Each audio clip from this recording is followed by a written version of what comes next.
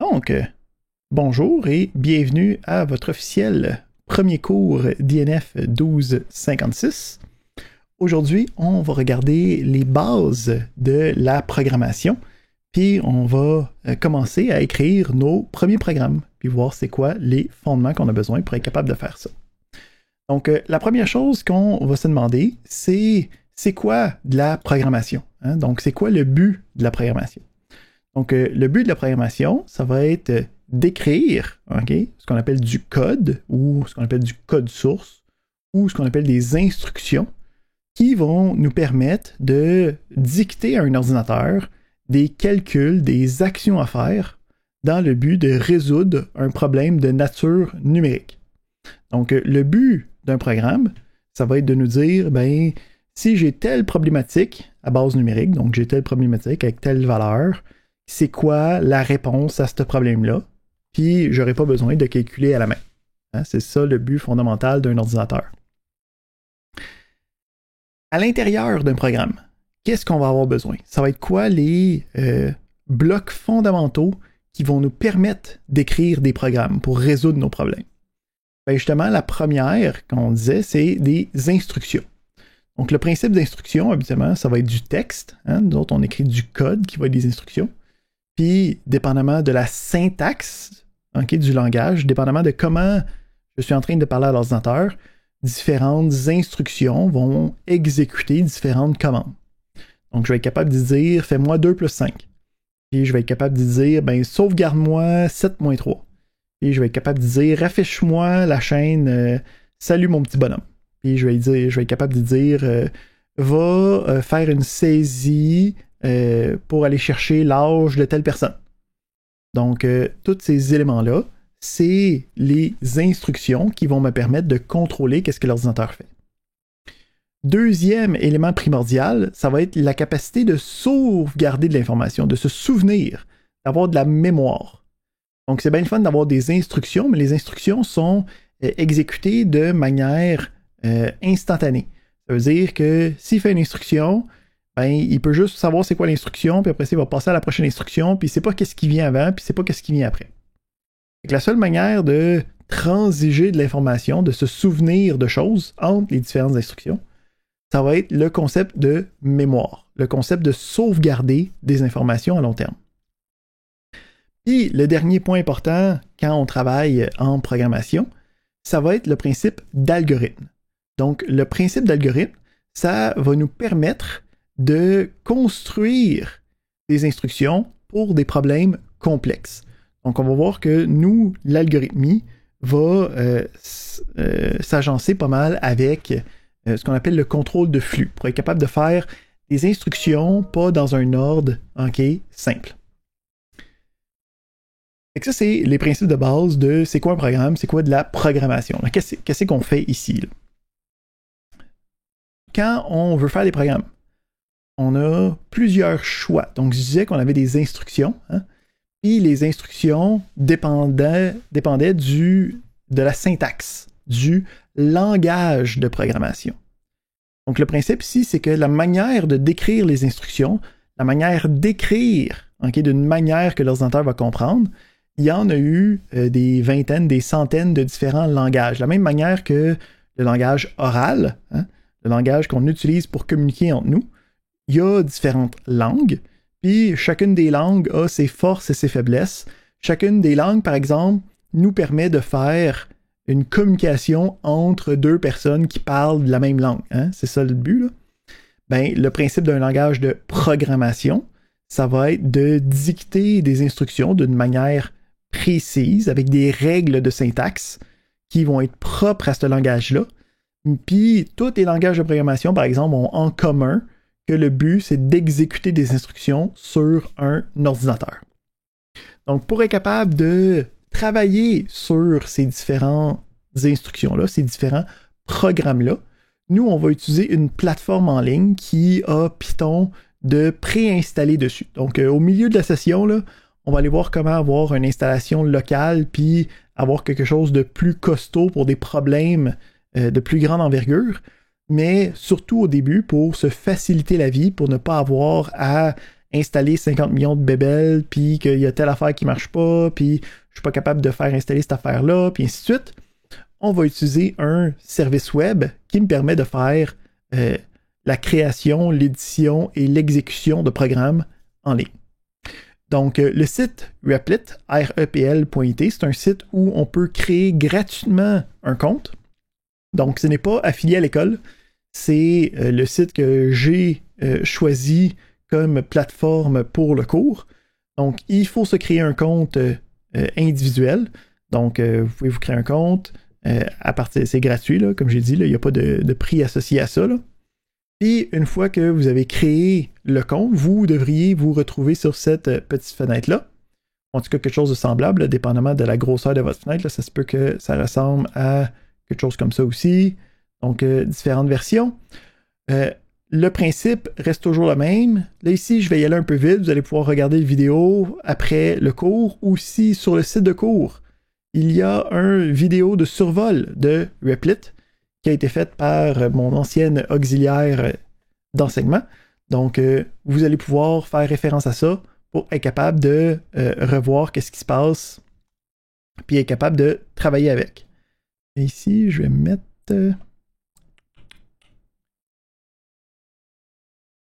comme ça, vous n'allez pas trop être perdu. Donc, dans les éléments du cours, hein, on a les liens, on a les solutions du cours d'aujourd'hui qui sont déjà là, puis on a les vidéos de survol de Replit. Parfait. Donc, quand on est là-dessus, le principe, c'est qu'on veut se créer un nouveau projet qui va avoir à l'intérieur, OK, qu'est-ce qu'on a besoin? Donc, on se crée un nouveau projet. Le principe, c'est qu'il y a plusieurs langages de programmation qui sont disponibles. OK, on peut voir ici, il y en a déjà pas mal. Là. OK? Ça, c'est juste ceux qui sont populaires et que ça leur tentait. Nous, on veut que ça soit en Python. Puis, on peut avoir un nom à l'intérieur de ça. Puis, on va se créer un REPL. Donc, un projet, ça va être un programme. Donc, pour chaque exercice, pour chaque travail que vous allez faire, vous allez avoir plusieurs REPL. OK? Donc, pour chaque programme, c'est un projet sur REPL.it, Replit. Le principe ici, c'est qu'on a un fichier de base, OK, qui s'appelle main.py. Donc, vous allez voir les différents fichiers que je vous donne. C'est des .py. C'est des fichiers texte. OK? Donc, ça veut dire que tu peux l'ouvrir avec le bloc-notes. C'est ou n'importe quel autre éditeur de texte. C'est pas un fichier spécial. Donc, le .py, c'est les différents fichiers en Python. On est bon avec ça. Ensuite, on a à l'intérieur une fenêtre d'édition. Donc, dans cette fenêtre-là, je peux commencer à écrire. Puis ensuite, on a une fenêtre qui va être la console, qui va avoir les différents résultats de nos programmes. Donc, on a le principe de script. Hein, donc, les extensions .py, c'est juste des fichiers directs. Donc, qu'est-ce qui arrive si je prends notre programme le plus important, qui s'appelle un Hello World. Donc, j'ai écrit l'instruction Hello World. Puis, à l'intérieur, OK, j'ai mis le texte que je voulais avoir. On va le voir dans quelques instants. C'est quoi toute la minutie, les modalités de ça. Là. Mais pour l'instant, on va juste voir que si je veux exécuter cette instruction-là, je vais pouvoir cliquer sur le bouton Play. Puis, je peux voir que dans la console, ça l'exécute cette instruction-là. Donc, l'instruction, qu'est-ce qu'elle dit? Elle dit, je veux faire afficher qu'est-ce qu'il y a à l'intérieur de les parenthèses après l'instruction. En fait, on appelle ça une fonction. L'appel de la fonction print. Donc, en fait, avec ça, si on est capable de se rendre là, on a écrit notre premier programme. Bravo, vous êtes maintenant des programmeurs. Hein, ça n'en prenait pas tant que ça prenait 12 minutes. Paf, on est des programmeurs. Fait que là, ici, juste pour bien comprendre le principe d'instruction, hein, je peux avoir une instruction sur chaque ligne.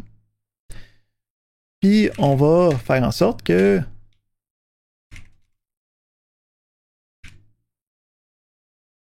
je peux avoir deux instructions, une après l'autre. Si je clique sur le bouton Play, qu'est-ce qui se passe? Ça part du début, ça l'exécute la première instruction, puis ensuite, ça l'exécute la deuxième instruction.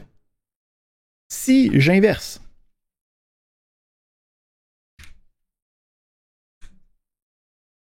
qu'est-ce qui se passe? Ben, ici, on peut voir que on a le premier print, le premier affichage, qui s'affiche en premier, puis après ça, on a le deuxième, le Hello World, qui s'affiche en deuxième. Fait que, on a quelque chose de... Ça semble anodin, là, hein, mais vous allez voir que la programmation, c'est plein de règles qui sont très, très strictes, puis souvent, de bien comprendre tous ces fondements de règles-là me permet de facilement déceler des problèmes, de bien comprendre qu'est-ce qui se passe pour être capable de bien performer.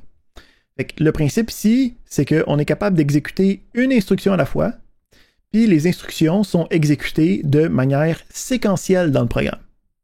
Donc j'ai un script ici, le main.py, je suis capable de peser sur le play, ça s'exécute, ça va bien. J'ai les prints, ils vont s'exécuter de manière séquentielle. Autre chose, qu'est-ce qui arrive si je mets des lignes qui n'ont rien d'écrit à l'intérieur? Est-ce que ça change quelque chose? Ben, on peut voir que ça change rien pantoute. Donc, le principe ici, c'est qu'on peut utiliser des sauts de ligne avec aucune instruction pour augmenter la lisibilité de nos programmes. Donc, on peut avoir ici des sauts de ligne, c'est pas un problème. On va être capable de juste exécuter les lignes où il y a des instructions importantes. Parfait. Donc, on a ensuite, si on va un petit peu plus en détail dans la fonction print, hein, fait que c'est tout le temps une étape de plus. On a des instructions, on avait le print, on a vu que je peux changer le texte à l'intérieur, mais déjà le print, il y avait quand même pas mal de stock là. Hein.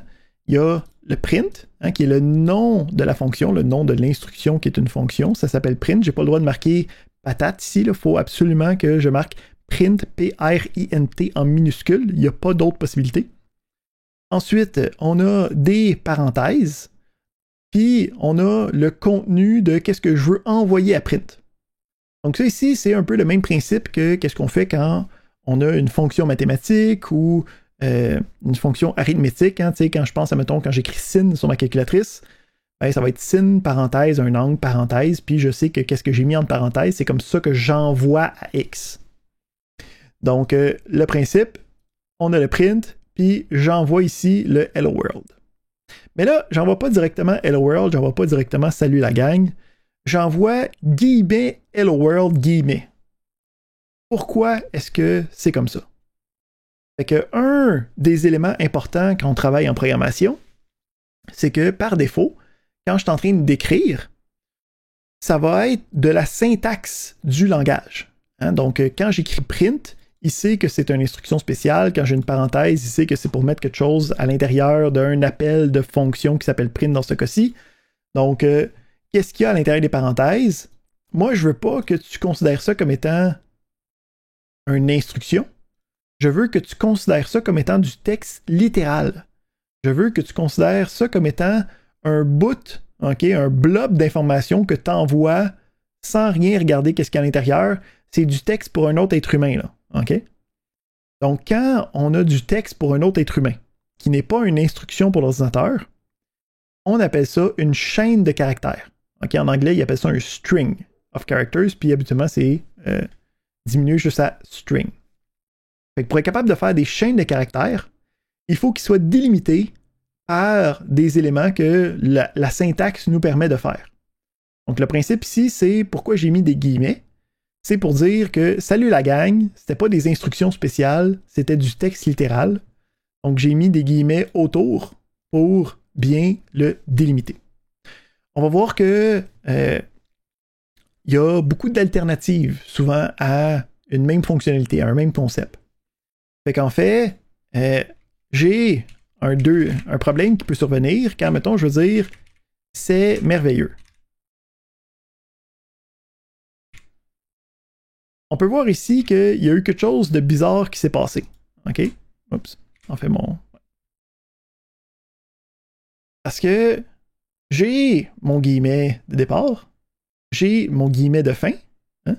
Puis entre les deux, j'ai écrit « c'est merveilleux », mais déjà là, je peux voir qu'il y a des squiggly rouges. Des squiggly rouges, c'est fatidique. OK? Les squiggly rouges, ça ne marchera pas. Fait que quand j'essaye ça, je peux voir que ça me génère une erreur.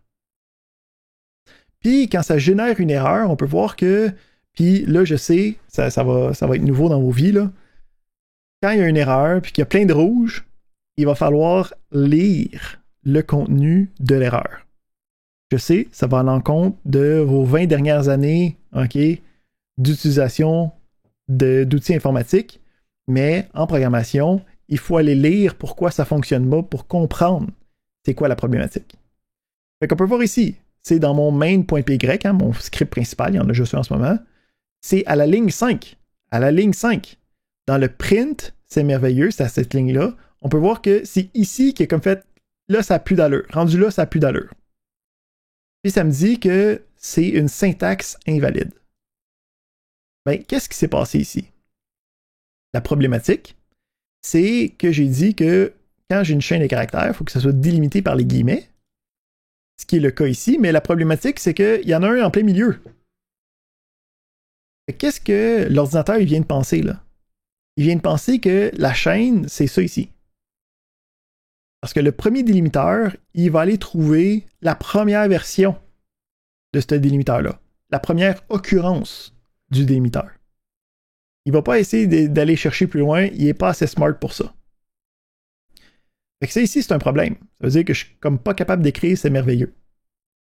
Pour régler ce problème-là, on a la possibilité d'utiliser des doubles guillemets à la place des guillemets simples.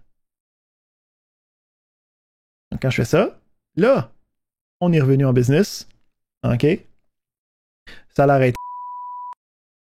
Puis,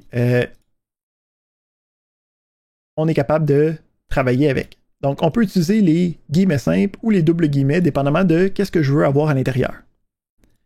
La question, c'est, parce que là, il y a toujours des problématiques qui s'empilent en informatique.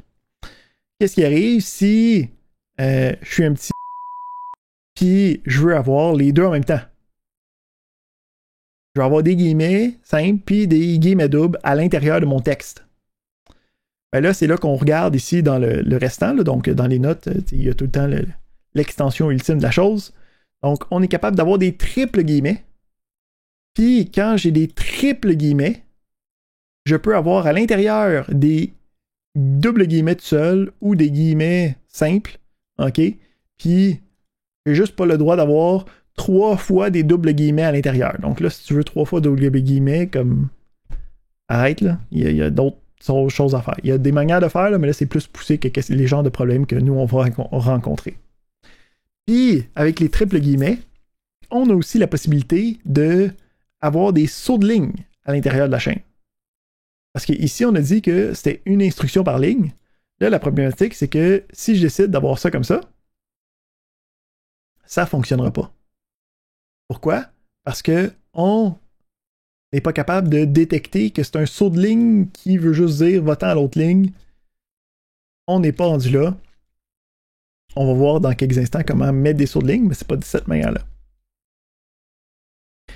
Parfait. Donc, on est capable de faire des prints, on est capable de faire des chaînes de caractères à l'intérieur, on est bien content. Deuxième élément fondamental de la programmation, ça va être comment ne pas programmer dans un programme.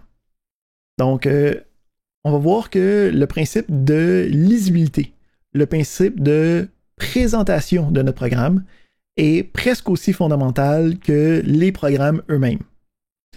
Parce que quand on est en train de résoudre un problème, c'est facile de voir c'est quoi les possibilités, c'est facile d'écrire le code, mais quand va venir le temps de trouver une erreur ou de venir ajouter à ce programme-là, on va souvent être difficilement capable de revoir qu'est-ce qu'on a fait, de facilement repasser par les mêmes idées, OK, sans devoir refaire le problème au complet. Donc, le principe ici, c'est de dire, quand tu es en train d'écrire une preuve mathématique, puis tu écris sur 2 pages, OK, ta preuve mathématique, si 3 mois après, je te demande, ben, au top de la 2e page, là, pourquoi il y a tel symbole, les chances que tu sois capable de me répondre pourquoi sont extrêmement minimes. Puis en fait, 3 mois, c'est un délai beaucoup trop long. Là. Je vous parle d'expérience personnelle. Un matin, j'étais en train de travailler sur un problème complexe. Puis, je travaillais très fort, OK, j'ai pris beaucoup de café. Puis à la fin de la matinée, juste avant midi, j'ai réussi à trouver un algorithme qui me permettait de passer au travers du problème. Puis, devant mon grand savoir et mes grandes compétences, j'ai regardé mon code, puis je me suis dit, en ce moment-là, il y a seulement moi et Dieu qui comprennent qu'est-ce qui se passe dans mon écran. J'étais bien fier de moi. Fait que je m'en vais dîner, ok, je m'en vais au Subway. Je me prends un 12 pouces parce que je le méritais. Je reviens à mon bureau, puis je regarde mon code et je m'exclame, c'est seulement Dieu qui comprend le code qui est devant moi en ce moment. En 1 heure et quelques, ok, j'ai pris un long dîner parce que je le méritais. J'avais perdu le fil d'esprit qui m'avait apporté à ma solution. Fait que là, ça voulait dire que si à un moment donné il y avait un problème ou si je voulais ajouter à cette solution-là, il fallait que je reprenne tout le temps de refaire la solution, de reconstruire la solution, de tout remanier dans mon cerveau la création de cette solution-là. Fait que on veut éviter ce genre de situation-là. Fait que qu'est-ce qu'on fait pour éviter ça? On met de la présentation dans notre programme. L'outil le plus utile, ouais, ça marche, hein? Pour être capable d'augmenter la présentation, ça va être ce qu'on appelle des commentaires. Donc, le but d'un commentaire, c'est une ligne qui est à l'intérieur de mon programme, qui n'est pas une instruction, qui est du texte laissé pour un autre être humain, qui ne sera pas considéré par l'ordinateur. Donc, comment est-ce que ça marche? Si je débute la ligne avec le hashtag, OK? Ou le dièse, ou le pound, OK? Ou le sharp en anglais, là. Donc, on peut voir déjà que l'éditeur est en connaissance de cause. Il l'a mis d'un beau gris pâle pour pas briser mes yeux.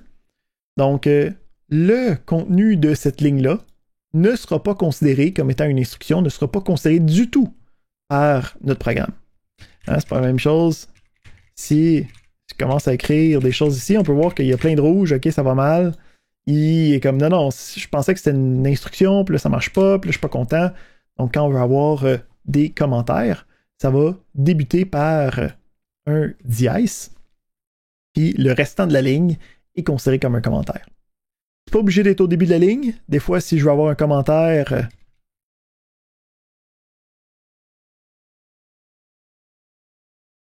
OK, on est capable de l'avoir à la fin de ligne. En passant ici, on peut voir que l'éditeur, OK, fait un auto-wrap qu'on appelle, là, c'est quand même sur la ligne 3. Là. Si j'étends ça, c'est sur la même ligne. Donc, on a ici la possibilité d'avoir des commentaires sur la même ligne qu'une instruction. J'ai juste à le mettre après. Mais puisque justement, ça dépasse rapidement un nombre de colonnes qui est bien correct, la convention se veut d'avoir un commentaire avant une instruction que je commente. Donc, ce commentaire-là serait appareillé avec cette instruction-là. Donc, on va revenir sur qu'est-ce qu'on veut comme commentaire, c'est quoi les genres de choses qu'on veut écrire comme commentaire, mais le principe, c'est qu'on est capable d'écrire des commentaires. Fait que ici, à chaque fois, il y a des exercices au fur et à mesure. Donc, ça, c'est les exercices que je vais vous demander de faire durant la période magistrale, okay? Donc après ma partie d'élocution. Le principe, c'est que les exercices devraient seulement utiliser la matière avant cet exercice-là. Là. Donc, on vient de voir ces différents éléments-là. Tu devrais être capable de faire cet exercice-là, okay, avec les bouts de matière qu'on vient tout juste de voir. Pour vous aider, puis en fait, toutes les choses qui ne sont pas évaluées, tous les exercices, tous les travaux qui ne sont pas évalués, on vous donne les solutions sur le site de cours. Là, ici, on va y revenir. Là. Pour les exercices du cours, c'est les problèmes typiques. Okay? Puis souvent, on vous demande de comme inventer la roue à chaque fois, là, parce que si tu ne l'as jamais vu, c'est difficile de voir comment résoudre un type de problème. Donc, pour les exercices durant les périodes de cours, donc durant les périodes de cours seulement, pour les exercices durant les périodes de cours, je le répète 3 fois, parce qu'il paraît qu'éducativement, c'est là que ça rentre. Donc, durant les périodes de cours, les solutions qu'on vous donne, vous pouvez les utiliser après 10 minutes. Okay? Quand ça fait 10-15 minutes que vous êtes pogné sur le problème, allez voir la solution, allez voir la version typique pour être capable d'avancer dans le cours. Si je vous dis que c'est seulement pour le cours, ça veut dire que pour les ateliers, pour les séances de travaux pratiques, ce n'est pas le cas. On va revenir à ça tantôt. Fait que on a réussi notre première section. Hein. On disait que pour un programme, on revient au début, là, pour un programme, il nous fallait des instructions. Parfait, j'ai des instructions, je suis capable de faire des choses. Non seulement ça, le print, il n'est pas seulement capable de faire afficher des chaînes de caractères. Hein. Si je décide d'avoir des expressions, mettons des expressions arithmétiques,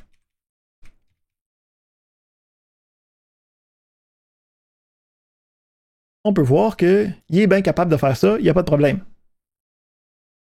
Ici, c'est intéressant parce qu'il n'a pas écrit 4 plus 8, il a écrit le résultat de 4 plus 8.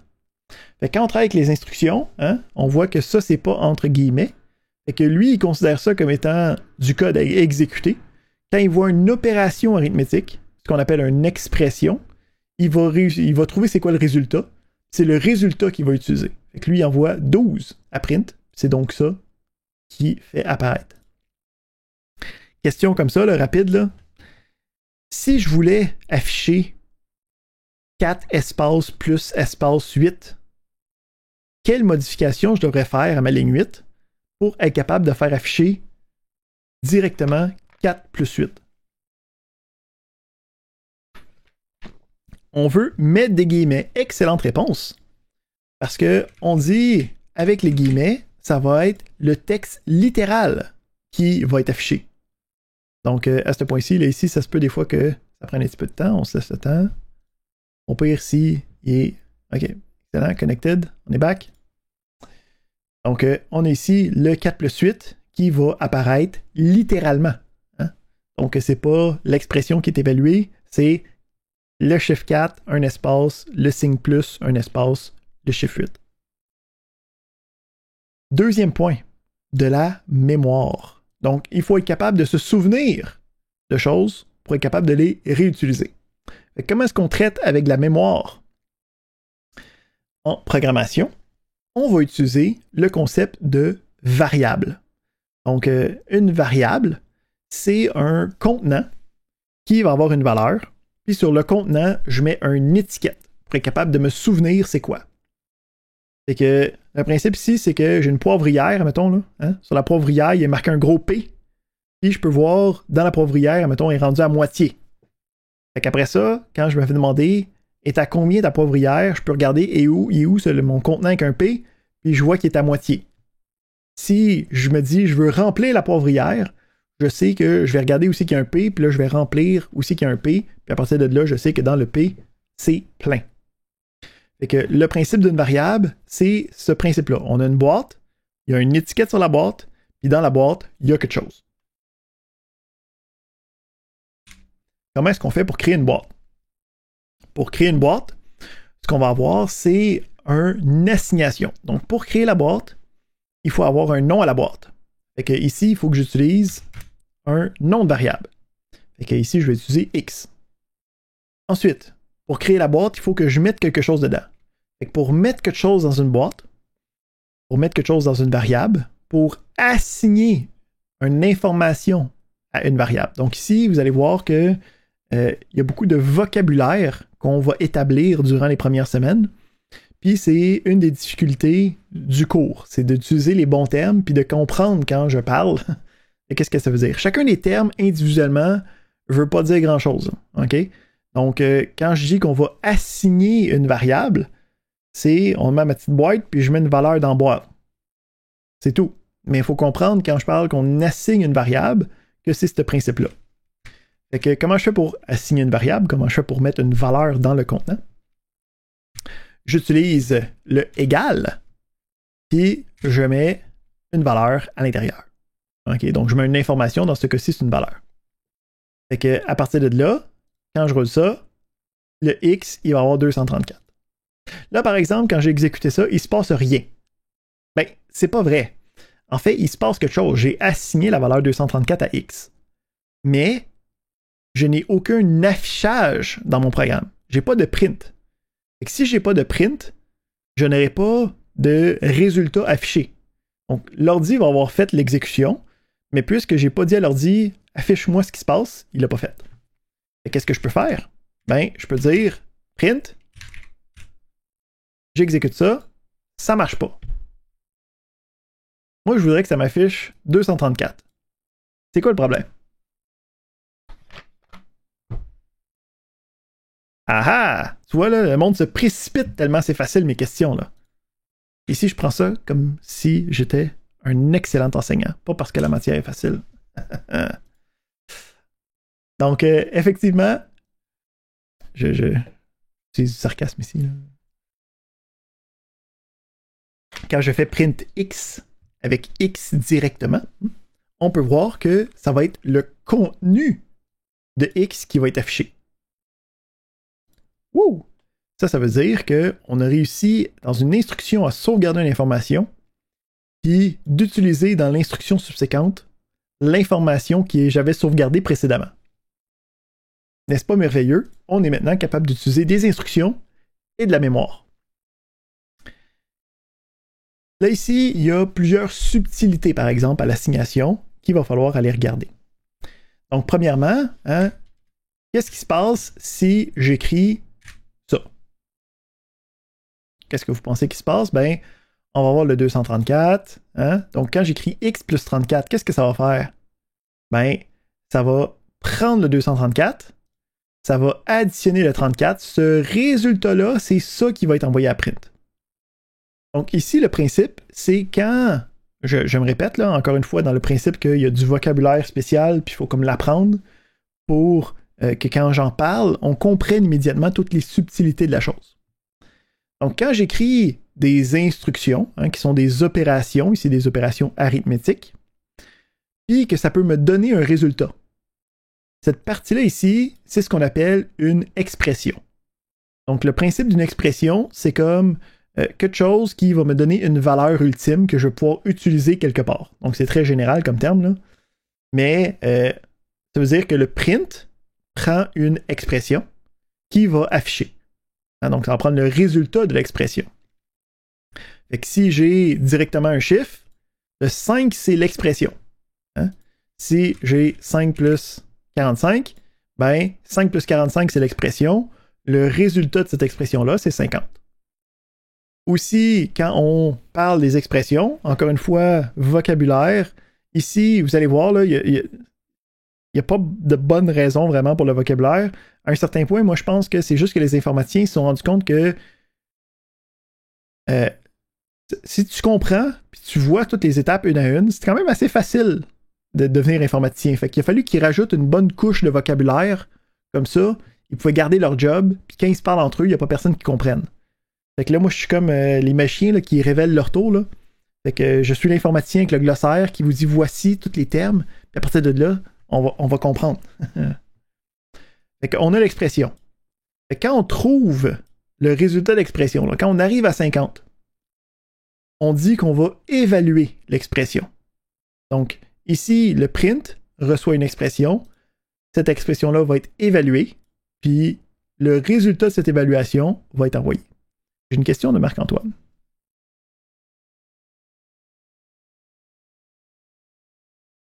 Ici, je vais dire entre les parenthèses, parce qu'en ce moment, il n'y a aucune guillemets, mais c'est seulement effectivement qu'est-ce qu'il y a entre les parenthèses. C'est vraiment la chose qui va être calculée. Excellent.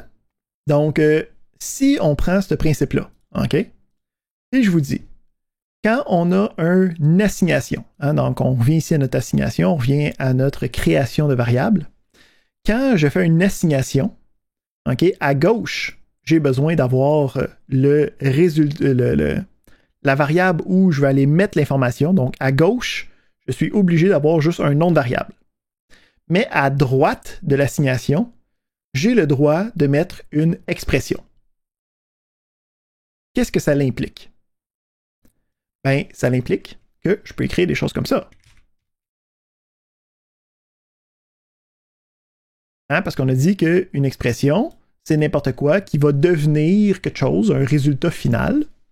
Fait que quand j'écris ça, lui, il va évaluer 48 plus 12, puis il va assigner ça dans X.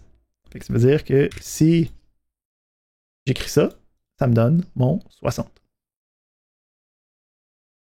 Qu'est-ce qui arrive si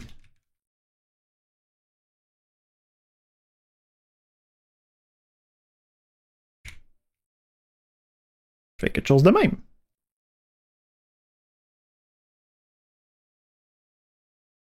Ben là, ici, on a le X. Puis le X, c'est égal à 60. On a le plus 5, fait que ça va évaluer cet événement-là. Ça va être assigné dans Y. Fait qu'ici, j'ai deux prints. Le premier, c'est le X qui était à 60. Puis le Y, c'est celui qui est à 65. Fait que là, on peut voir ici qu'on commence à déjà rajouter des layers. Hein? Donc, on a vu le principe d'assignation, on a vu le principe d'expression, on sait qu'on évalue les expressions. Déjà là, on pourrait aller dans un souper de famille, OK, parler entre nous autres, puis il n'y a pas personne qui comprenne qu'est-ce qui se passe, sauf nous, entre nous, les informaticiens, les programmeurs. On step up encore. Qu'est-ce qui arrive si j'écris ça? Donc, le principe ici, c'est la question, c'est qu'est-ce qui va arriver avec le print X puis le print Y. Pas besoin de répondre à voix haute, faites juste y penser, OK, dans votre tête. Qu'est-ce qui va se passer? Qu'est-ce qui va arriver dans les affichages? Donc, on a la 48 plus 12 qui devient 60. On a après ça le X plus 5 qui s'assigne dans Y. Après ça, on a le X qui est égal à 10. Fait que ça change l'ancienne valeur. Puis, on affiche le résultat de X et de Y. Fait que, on va cliquer sur Play, on check ce qui se passe. Fait qu'on voit ici que le X, bon, ça, je m'attendais pas mal à ça. Hein? On a le 48 plus 12, c'est 60 avant. Ça redevient 10 ici, ça l'affiche 10 dans le premier. Pas mal certain que tout le monde était rendu là. Pour le Y, par exemple, c'est peut-être pas évident du premier coup d'œil. Parce que ici, ça l'affiche 65. Pourquoi est-ce que ça l'affiche pas 15? Là? Parce que rendu là, X est égal à 10, puis Y, c'est X plus 5. Ici, le principe, c'est quelque chose que j'ai mentionné au début, c'est on a des instructions, hein? Puis les instructions sont faites de manière séquentielle, puis les instructions n'ont pas conscience de ce qui se passe avant puis ce qui se passe après. La seule chose qui permet de traverser le temps, c'est la mémoire. Fait que ça veut dire que je commence, ok, je fais la première instruction, j'ai X qui est égal à 48 plus 12, mais ça, c'est évalué de manière spontanée, de manière immédiate. Ça devient 60. Donc, dans X, on assigne 60. Ensuite, il s'en vient ici, puis il regarde qu'est-ce qu'il y a dans X right now. Qu'est-ce qu'il y a dans X maintenant? C'est 60. Fait que ça fait plus 5, ça me donne 65. Puis qu'est-ce qui est assigné dans Y? C'est 65. Donc, qu'est-ce qui est assigné dans Y? C'est la valeur 65. C'est pas X plus 5. Hein? Donc, c'est pas la règle X plus 5. C'est pas la mathématique de X plus 5. C'est la valeur qui est le résultat de cette évaluation-là. Donc, c'est le 65 qui est assigné dans Y. Après ça, j'ai le X qui est égal à 10. Qu'est-ce qui arrive avec mon 60 en passant? Il est écrasé, il est perdu à tout jamais. Do not pass go. OK? On ne peut plus jamais le retrouver. J'ai une question d'Elisabeth.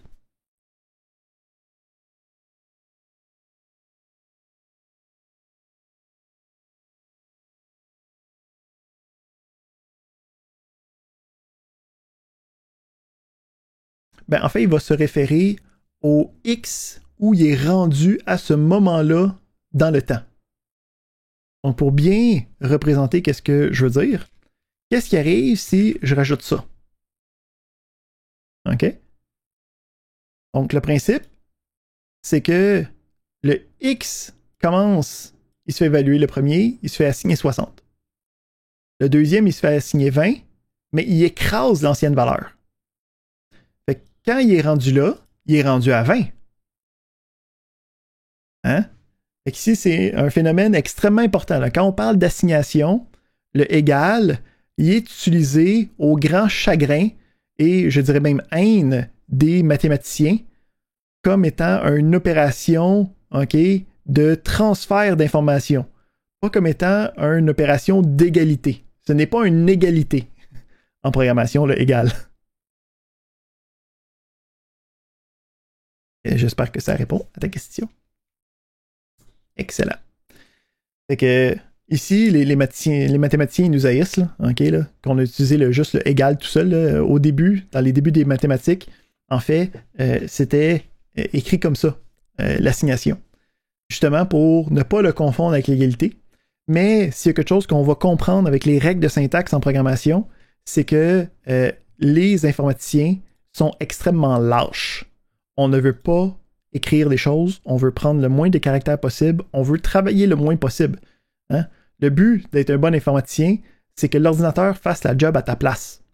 Fait que on a avec le temps enlevé le 2 points, on a juste gardé l'égal, puis vous allez voir qu'on va être rendu à l'égalité. On va avoir un problème, mais là, on va utiliser une autre solution d'informaticien à ce moment-là. Excellent. Fait que c'est ici, ça va bien. Point intéressant, si j'ai besoin d'avoir une instruction qui est sur plusieurs lignes. Hein, donc, on a dit que je faisais sur Enter, ça fuckait tout, là. Quand j'ai juste de la syntaxe normale, donc j'ai pas le droit de faire ça avec des chaînes de caractères, là, j'ai le droit d'utiliser le /. OK? Donc, la barre de même, là, pour être capable de... ressemble à quoi, la /. OK? Pour être capable de dire, ça va être sur l'autre ligne, le restant de l'instruction. Donc, encore une fois, cet outil-là, c'est seulement pour de la présentation. Hein? Il n'y a rien de fonctionnel avec. C'est juste pour que notre code soit plus beau, puis pas que ça dépasse, OK, sur 50 millions de colonnes quand on a une très grande opération à faire. Ici, je me suis facilité la vie, là. J'ai utilisé XY. Hein? Habituellement, on va vouloir avoir des identificateurs. Donc, quand on va avoir des noms de quelque chose, quand je veux nommer quelque chose, que ce soit une variable, plus tard des fonctions, encore plus tard des classes. Donc, à chaque fois que j'ai besoin de nommer une variable qui est de mon propre cru, c'est moi qui décide c'est quoi le nom, on dit qu'on va créer un identificateur. Okay, ça l'identifie la patente. Hein? C'est comme le label dessus, l'étiquette. Fait que, il y a des règles. J'ai pas le droit de marquer n'importe quoi. Donc, le principe, c'est que j'ai des caractères alphanumériques. Ça veut dire que c'est des lettres, des chiffres ou le tiret bas. OK? Donc, j'ai pas le droit d'avoir des variables avec des espaces à l'intérieur. J'ai pas le droit d'avoir des variables avec des points. J'ai pas le droit d'avoir des variables avec des apostrophes. J'ai le droit d'avoir des lettres, des chiffres et le tiret bas. That's it. Règle additionnelle. Le premier caractère doit être alphabétique. Il faut que ça commence par une lettre. J'ai pas le droit de commencer par le tiret bas. J'ai pas le droit de commencer par des chiffres. Donc, à chaque fois que je nomme quelque chose, ça va être à moi de trouver un nom qu'on dit significatif. Là, moi, j'ai le droit d'utiliser des X et des Y juste parce que deux raisons. Premièrement, parce que j'ai pas de contexte pour mon problème. Donc, je suis pas en train de dire, je suis en train de calculer les actions de telle compagnie ou l'âge de telle personne ou le taux de risque de telle autre personne. Je suis en train de vous montrer la syntaxe. Donc, j'ai le droit d'utiliser des variables qui n'ont pas de contexte. Puis, deuxième raison, ben, c'est moi le prof. Qui c'est qui va m'arrêter? Moi, je perds pas de points. Fait que, avec ce raisonnement-là, on a le principe que quand on va avoir des contextes, quand on va avoir des problématiques, ou c'est qu'on va avoir un contexte relié avec, il va falloir utiliser des noms significatifs de variables. Pour être capable d'avoir un nom significatif de variable, ben, mettons, j'ai besoin d'un âge d'un enfant quelconque, je peux utiliser un standard, une convention, qui me permet de dire, bon, je commence, j'ai l'âge, puis quand vient le temps d'avoir un deuxième mot, c'est que je mettrai un espace.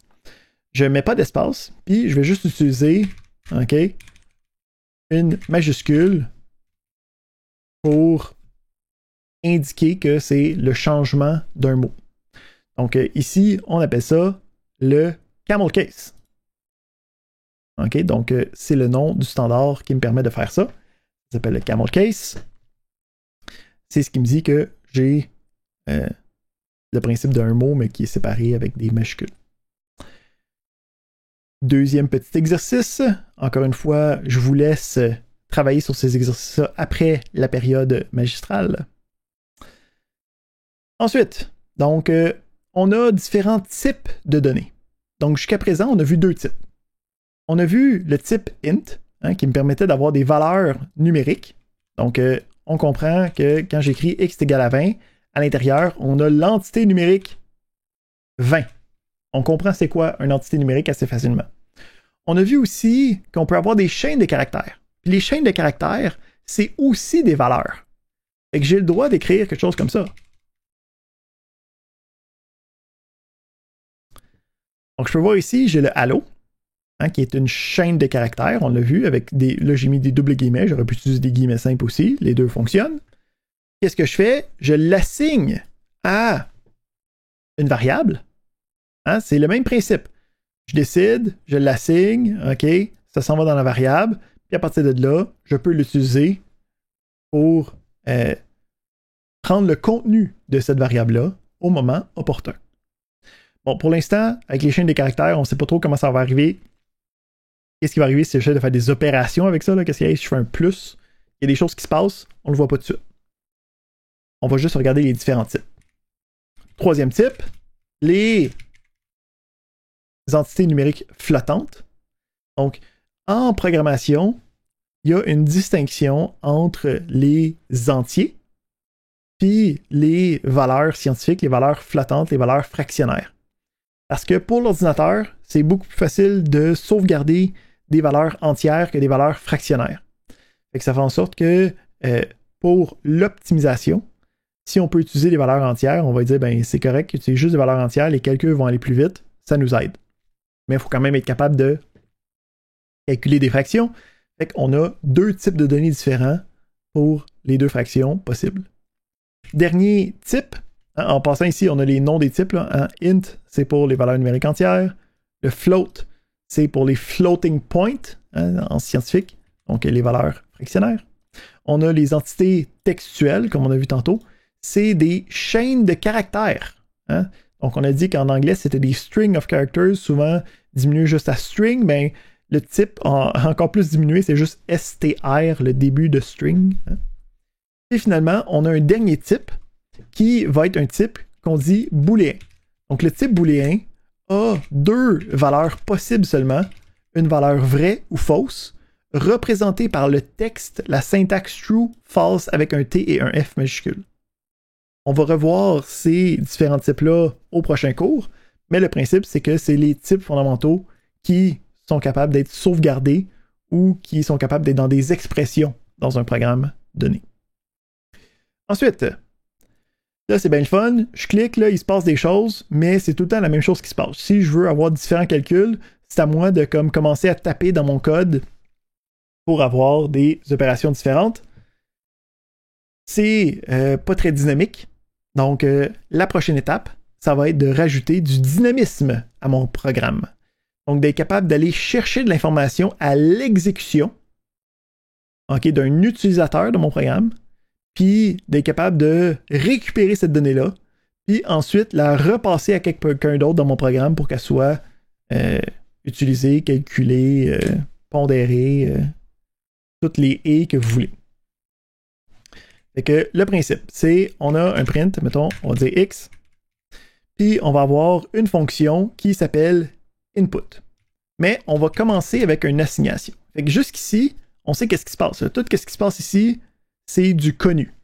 On a une instruction d'affichage, le print, qui va afficher le contenu de notre variable x. Notre variable x va être assignée de quelque chose, puis c'est quoi le quelque chose? C'est la patente qui va être à droite, qui est une expression qui va être évaluée. Ben là, la patente à droite, ça va être une fonction de saisie. Donc, on va ici faire une fonction de saisie. Et on va regarder qu'est-ce qui se passe avec ça. Fait que j'ai du texte. J'assigne ça. Qu'est-ce qui se passe ici? Deux choses. Premièrement, je peux voir que qu'est-ce que j'ai mis dans le input est affiché comme si c'était un print.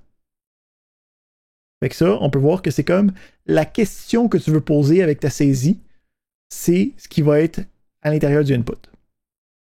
Deuxième chose, c'est qu'en ce moment, il est en train d'être exécuté. Donc on peut voir ici que le Python play, là, il n'est pas revenu. Donc ça, c'est encore être en train d'exécuter. En fait, il est en train d'attendre que j'écrive quelque chose puis que je paye sur Enter.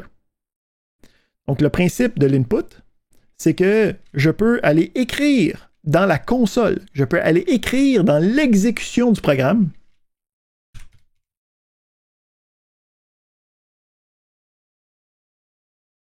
Attends, je vais marquer allô tous. Parce que là, ici, il y a comme des icônes là, que vous ne voyez pas. Là. Fait que on ne voyait pas le texte derrière.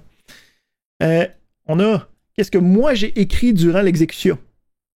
C'est ça qui a été assigné à mon programme. Puis ensuite, j'ai pu le réutiliser dans ma variable pour être capable de le faire afficher. Donc là, j'ai eu un élément qui était interactif. Quand j'ai exécuté mon programme, ça m'a demandé de l'information, puis ça a été capable de réutiliser cette information-là à l'intérieur de mon dit programme. Ensuite, on a une problématique qui est que le input, ce que ça génère, hein, donc qu'est-ce qui est retourné de cette fonction-là, qu'est-ce qui va être évalué par la suite puis qui va être assigné dans X, c'est une chaîne de caractères. OK? Ça va être du texte. Fait que la problématique, c'est que si, admettons, j'essaie de faire ça, OK? Fait que j'essaye, j'écris 5, et puis on va le faire correctement. Je dis un nombre, 2 points. J'écris 5. Donc c'est moi qui ai écrit 5 là, dans la commande, hein, dans la console. J'ai sélectionné la console, j'ai écrit 5, je pèse sur Enter dans la console, puis ça me dit ah, non, moi je suis pas capable de faire X plus 2. T'es comme, je comprends pas, j'ai écrit 5. 5 plus 2, ça me donne 7, là. Je n'ai pas besoin d'une calculatrice, là. J'ai même pas besoin de mon deck là, pour être capable de savoir ça. Là. Donc, mais la problématique, c'est que le X en ce moment, c'est pas une valeur numérique, c'est pas un int. C'est un string, un str. On va regarder le message d'erreur. Puis on regarde ici, quand ça dit X plus 2, ça parle de str puis des int. Et comme moi, je suis pas capable de faire des plus entre les deux. Je suis pas capable de faire des plus de str avec des plus de int. Fait qu'est-ce qu'il faut faire? Il va falloir prendre ce résultat-là puis le convertir en int. Comment est-ce que je fais ça? Ben, je peux prendre le résultat de ça puis l'insérer dans une autre fonction qui est la fonction int qui va me permettre de dire je vais prendre qu'est-ce que tu me donnes puis moi je vais le convertir en int pour que tu sois capable après ça de l'additionner. Fait que le principe ici, puis c'est correct si c'était pas 100% clair, si c'était 50% clair, pour l'instant ça va bien. Le principe ici, c'est que si j'ai besoin de saisir, si j'ai besoin d'écrire un nombre dans mon programme, il faut que j'aille cette forme-là d'instruction. Fait que si j'essaye ça, je mets le 5, puis je peux voir que dans mon print, j'ai bien le x plus 2 qui apparaît, qui est mon 7. Là, je suis content. Troisième série d'exercices. Puis finalement, on va parler de d'autres affichages possibles avec le print. Donc, il y a différentes possibilités de qu'est-ce qu'on peut faire avec le print. On va se donner des exemples. Donc, si on fait plusieurs tests. Fait que ici, on a des instructions, on a des points-virgules, on n'est pas obligé d'en mettre. Ben, je vais revenir à ça en fait. Il y a certains langages qui demandent d'utiliser des points-virgules après chaque instruction. Python n'est pas dans ce langage-là. Mais puisque c'est tellement commun, il laisse le mettre si tu es comme pogné dans ta mécanique des choses. Là. Mais tu n'es pas obligé de les mettre. Là, fait que ça se peut que vous voyez des choses avec des points-virgules. C'est moi qui ai oublié que j'écrivais dans ce langage-là. Parce qu'il y en a pas mal d'autres langages qui demandent des points-virgules. Mais bon, on revient. On sait qu'est-ce qui se passe ici. Hein? Donc, j'ai deux assignations de variables. La première variable, c'est x. La deuxième variable, c'est chaîne. Puis, à l'intérieur de x, j'ai 3. Puis, à l'intérieur de chaîne, j'ai la chaîne des caractères, le string, le texte littéral, allô. Ah bien. On est capable de, avec print, afficher plusieurs types d'éléments. Donc, ici, avec le print, j'ai une première chaîne de caractères Puis après la chaîne, je voudrais que tu m'affiches le contenu de X. Et je peux voir ici, j'ai terminé ma chaîne. Puis quand je veux avoir plusieurs choses à envoyer à une fonction, je peux les délimiter avec des virgules. Fait que le principe ici, c'est, si on regarde les différentes possibilités de la chose, j'ai l'affichage d'un numéro, j'ai l'affichage d'une chaîne de caractères, puis je peux même avoir chacun, plusieurs, ok, un à la suite de l'autre, c'est pas un problème. Donc, quand je regarde le résultat de ça, je peux voir que ça fonctionne, ok, je peux même voir que ça rajoute automatiquement un espace entre chacune des données pour que ce soit plus facile et convivial à traiter. Puis, quand je suis à l'intérieur d'une fonction, je peux même moi-même faire des sauts de ligne, puis ça va fonctionner quand même. Okay? Donc, tout est encore bon. Fait que le print est capable de faire afficher plusieurs valeurs une après l'autre. Okay? Tu fais juste ces gens enchaîner avec des virgules, puis tu peux en mettre autant que tu veux.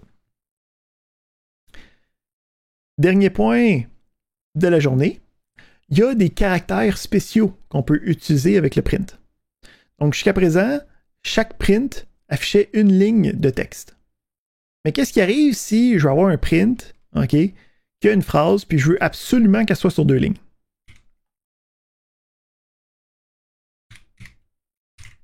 Ce que je peux faire, c'est utiliser le caractère spéciaux, qui est,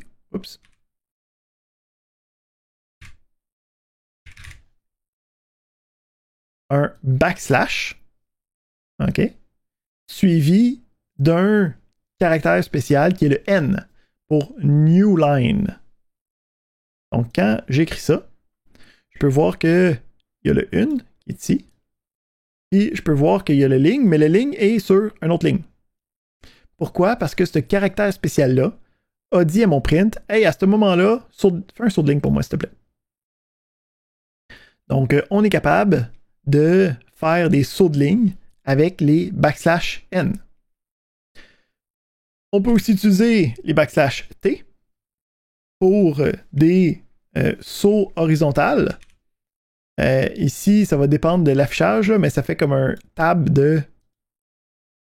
Si tu regardes ici, le ligne, indépendamment du nombre de caractères que j'écris, le ligne reste toujours à la même place.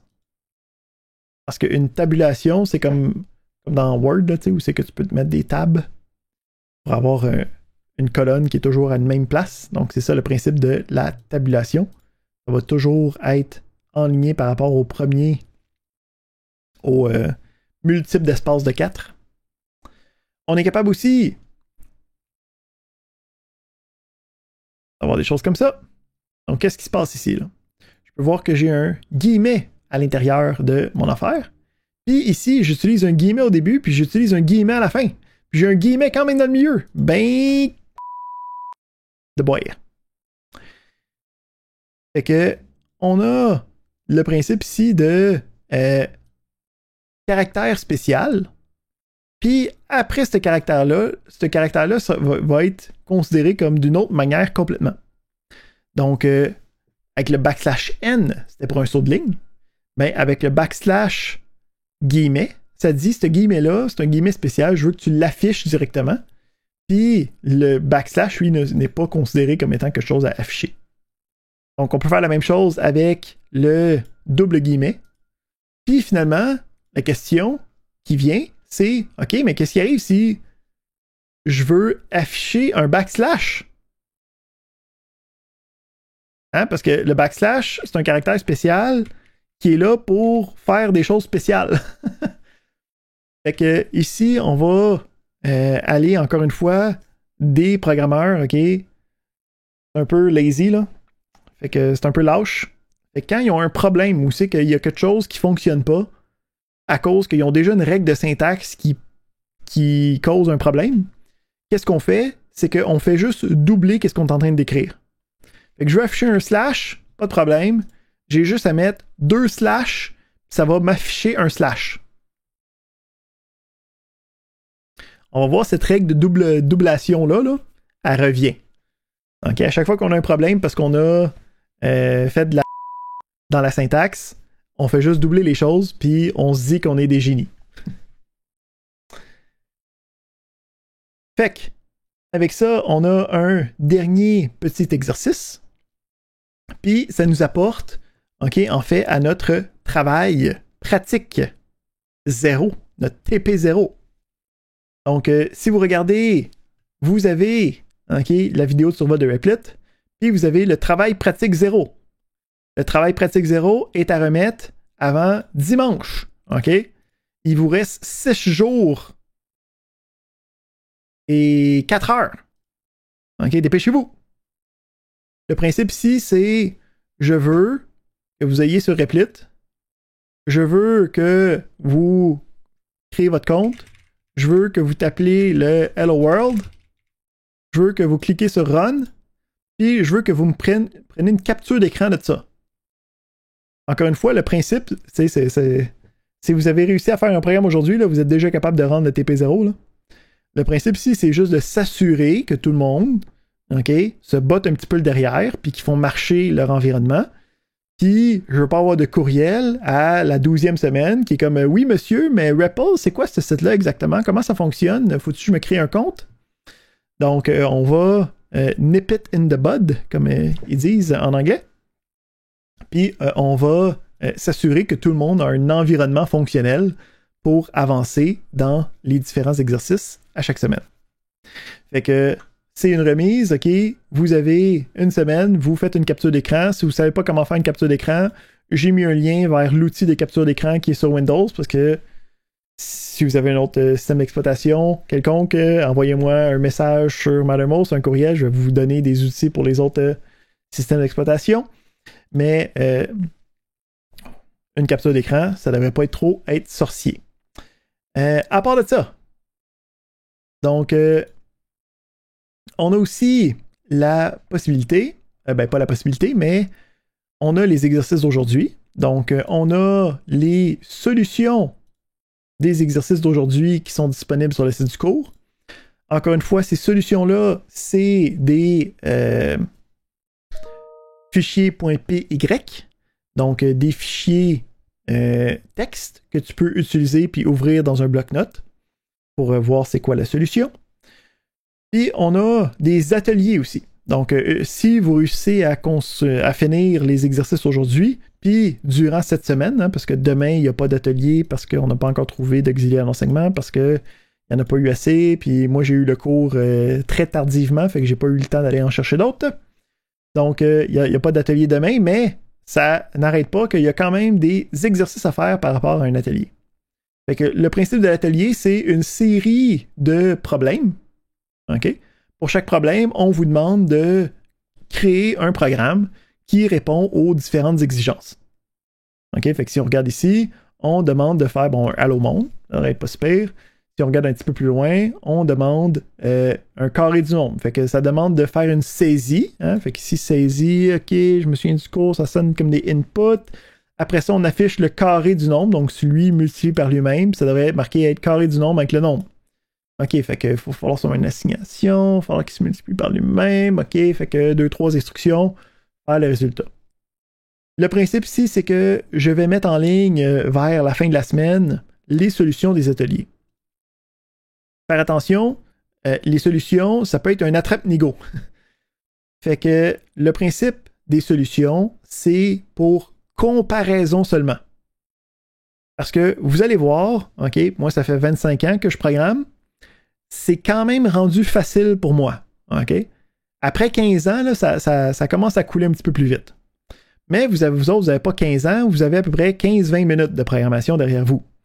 Fait que le principe, c'est qu'il faut pratiquer.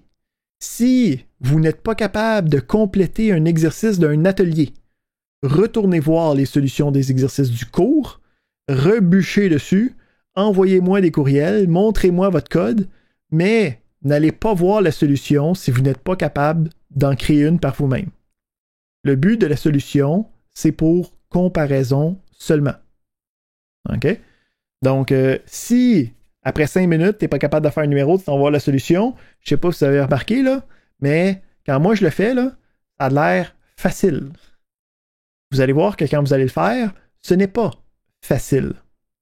Donc, le principe, c'est pour s'éviter le syndrome de la page blanche à l'examen, il faut être capable de pratiquer, parce que la seule manière d'apprendre la programmation, c'est en pratiquant. Donc, les solutions des ateliers, pour comparaison seulement, on ne regarde pas ça si on n'a pas une solution par nous-mêmes. Quand tu la regardes, tu vas pouvoir voir est-ce que ça ressemble à ce que j'ai fait. En passant, les solutions que je vous donne, ce n'est pas des solutions divines, c'est une solution parmi tant d'autres. Il y a autant d'étudiants qu'il y a de solutions possibles à la majorité des problèmes que je vous donne.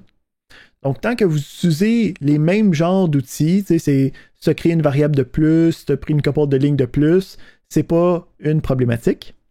Puis, en plus de ça, souvent dans les commentaires des solutions des ateliers, des fois, je vais vous donner des versions alternatives, des versions aussi qui sont peut-être plus performantes, qui sont plus faciles à écrire, mais qui prennent plus de connaissances. Donc, ça va se retrouver dans ces solutions-là. Ça fait le tour de notre premier cours d'aujourd'hui.